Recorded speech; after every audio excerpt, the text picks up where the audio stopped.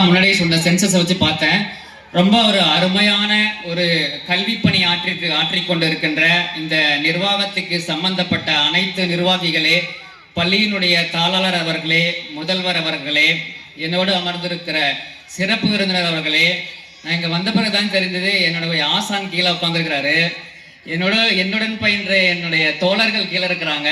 அனைத்து முகங்களும் எனக்கு அறிமுகமான முகங்களாகவே இருக்கின்றது. அது அனைவருக்கும் இந்த மாலை பொழுதிலே இனிய மாலை வணக்கம். ஸ்டேஜில் பேச விட்டா ஏதாவது ஒரு கண்டென்ட் வேணும் இல்லையா? இதே ஒரு அரசியல்வாதி பேச விட்டீங்கன்னா என்ன பண்ணுவாங்க? அவங்களுக்கு கண்டென்ட்டே தேவையில்லை, இதே ஒரு லைன் கிடைச்சா போதும், அதை வச்சு அரை மணி நேரம் 1 மணி நேரம் வந்து பேசிட்டு இருப்பாங்க. கடந்த 3 மாசமா என்ன ஓடிச்சு?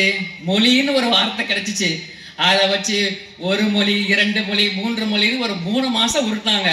இங்க அரசியல்வாதிகள் இருந்தாலும் பரவாயில்ல, ஏன்னா அவங்க எல்லாம் நம்ம உறவினர்களை தான் இருப்பார்கள், அதனால யாரும் பெருசா எடுத்துக்க மாட்டாங்க. 3 மாசம் உருட்டுனாங்க. ஆனாலும் லாஸ்ட் வரைக்கும் ஒரு முடிவுக்கு வரல. ஆக அரசியல்வாதிகள்கிட்ட பேச விட்டா நீங்க வந்து பேசினே இருப்பாங்க, ஆனா ஃபைனலா ஒரு முடிவுக்கு வராது. சரி, நம்மளை பேச விட்டா நாம என்னடா பேசுறது அப்படின்னு நான் யோசிச்சு பார்த்தேன். என்னோட தினம் வந்து செல்கின்ற நோயாளிகளுடைய அந்த உறவு, அவர்களுடைய கான்வர்சேஷன் இருக்கு இல்லையா, அதையே நாங்கள் பகிர்ந்து கொள்வதிலே பெருமைப்படுகிறேன். அந்த வகையில் நாங்கள் எப்பயுமே காலையில் நான் நல்லா நிம்மதியாக தூங்கிட்டு ஃப்ரெஷ்ஷாக எழுந்திரிச்சு, எப்பயுமே சாருக்கு எங்களுக்கெல்லாம் தெரியும் நாங்கள் கொஞ்சம் கூலாக இருக்கலாம்னு வந்து உட்காருவோம். ஆனால் எப்பயுமே நீங்கள் வர்றவங்கெல்லாம் எங்களை பரபரப்பாக்குறது தான் உங்கள் வேலையே இல்லையா? அந்த வகையில் ஒரு நாள் அப்படிதான் ஒரு அப்பா வந்து வேகமாக அந்த பேபி இந்த பள்ளியில் கூட அந்த குழந்தை இருக்கலாம், பரபரப்பாக கூப்பிட்டு வந்தார்.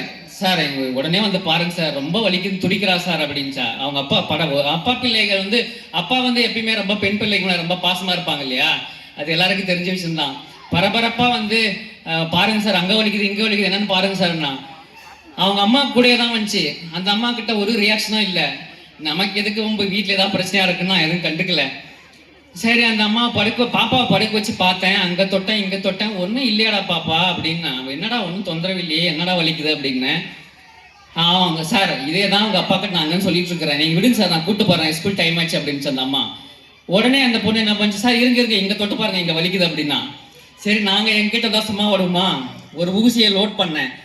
லோட் பண்ணிட்டு பக்கத்து வரத்துக்குள்ள, சார் இப்போ கொஞ்சம் சுமாராக இருக்குது, கொஞ்சம் வெயிட் பண்ணுறீங்களா அப்படின்னா. சரி, அந்த அம்மா என்ன முறைக்குது, அந்த பொண்ணை முறைக்குது, அவங்க வீட்டுக்கார முறைக்குது, நான் என்ன பண்ணுறதுன்னு எனக்கு தெரியல. சரி, ஊசி தொடர்ந்து சும்மா தேவையில்லை, கொஞ்சம் வெயிட் பண்ணலான்னு பார்த்தேன். அப்புறம் ஒரு கொஞ்ச நேரம் போச்சு, திருப்பி ஊசியை எடுத்துட்டு பக்கத்தில் வந்தா, சார் இப்போ நார்மல் ஆயிடுச்சு அப்படின்னா. அந்த அம்மா ஒரே டான்ஸ், சார் இதே தான் உங்ககிட்டயே சொல்கிறேன், அவங்க அப்பா கிட்டே சொல்கிறேன், அரை மணி நேரமா, இப்போ 9 ஆயிடுச்சா, ஸ்கூல் பஸ் கிளம்பி போயிருக்கோம், அதுக்கு தான் பிளான் போடுறா, அதுக்கு தான் பிளான் பண்ணுறா, உங்களுக்கும் தெரிய மாட்டேங்குது, அவங்க அப்பாவுக்கும் தெரிய மாட்டேங்குதுன்னு டென்ஷன் ஆயிடுச்சு. அப்படி குழந்தைகள் வந்து நீங்கள் வாத்தியாரை ஏமாற்றலாம், எங்கள் மருத்துவர்களை ஏமாற்றலாம், ஆனால் அம்மாங்களை மட்டும் ஏமாற்றவே முடியாது. அம்மாங்க உஷாரான அம்மாங்க எல்லாருமே. ஆக குழந்தைகளை அம்மாக்களை ஏமாத்தாதீங்க. இப்படி குழந்தைகள் ஒரு புறம் இருந்தால், ஒரு நாள் இந்த தீபாவளி பொங்கல் சீசன்லாம் முடிஞ்ச உடனே ஒரு அம்மா வந்துச்சு. அவங்க பேசிட்டு வெளியே உட்கார வச்சுட்டு பரபர, எப்பயுமே எங்களை பரபரப்பாக்குறது தானே வேலையை.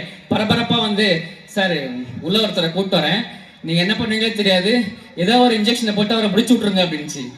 யாரும்மா அது, ஏன் இப்படி முடிச்சு விடுறதுக்காக நாங்கள் உட்காந்துருக்குறோம், சரி கூட்டம் பார்க்கலாம் அப்படின்னேன். உள்ள கூட்டம் வந்து யாருன்னு பார்த்தா அது அவங்க வீட்டுக்காரரு. ஏம்மா வீட்டுக்காரரை பொறுத்தலை பார்க்குற அப்படின்னேன். சார் இந்த பொங்கல் தீபாவளின்னு வந்தாலே போதும் சார், நான் வீட்டு ஃப்ரெண்ட்ஸுங்கெல்லாம் ஊர்லேருந்து வந்துடுறாங்க, எல்லாம் சேர்ந்து ஒரு வாரமாக குடிக்கிறாங்க, அவங்களாம் அவங்க கிளம்பி போயிடுறாங்க. அடுத்த 1 மாசமா எனக்கு ஒரே டார்ச்சரா சார், வயிற்று வலி வாந்தி பிரச்சனைன்ட்டு. இது நீங்கள் தான் ஒரு முடிவு கட்டணும் அப்படின்னுது. அப்படி ஒரு பிரச்சனை இருக்கும். அப்புறம் இன்னொரு கோஷ்டி வந்துச்சு. இப்படி பல டெய்லியும் ஒரு கோஷ்டிங்களை பார்த்து நாங்கள் அதிலிருந்து வர அனுபவத்தை உங்களுக்கு ஷேர் பண்ணுறது. ஒரு ரீசெண்டாக ஒரு 2 நாளைக்கு முன்னாடி ஒரு அப்பா வந்தார். அப்பா வந்து வேகமாக வந்து, சார் ஒரு குரங்கு கடிச்சிருச்சு அப்படின்னாரு. குரங்கு கடிச்சா முதல்ல வந்து